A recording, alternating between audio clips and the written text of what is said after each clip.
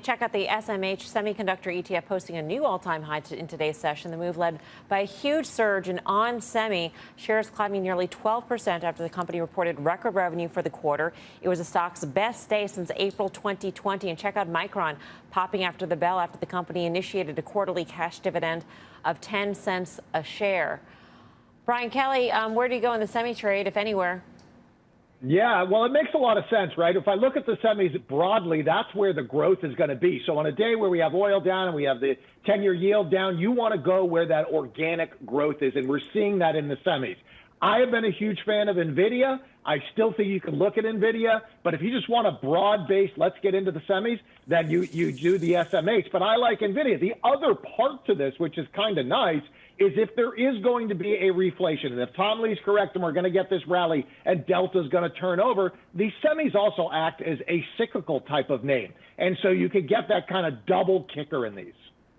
So that's an interesting point that we often talk about in terms of semis being the true cyclical in the market. So if that is the case, okay, Tim, I feel like you're just shaping up. I feel like a would you rather. There's a I feel like question buried in here somewhere. What do we got? Where right now the premium is afforded to the companies that have the growth.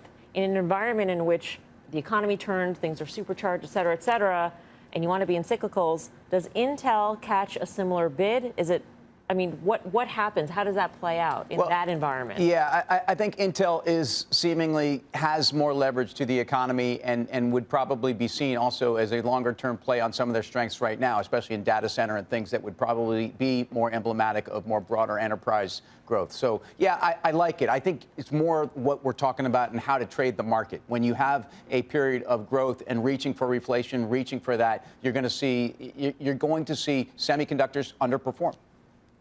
Yeah, I agree. I mean, we saw that before, right? The semiconductor. And that's great irony. I'm sorry, isn't it? Because like, yes, because of the growth. Yeah. Right, and they would be involved in the growth, but yet the valuations already reflect growth for quite some time. And so if we get to that, multiples on the market have to change because rates are going to go higher.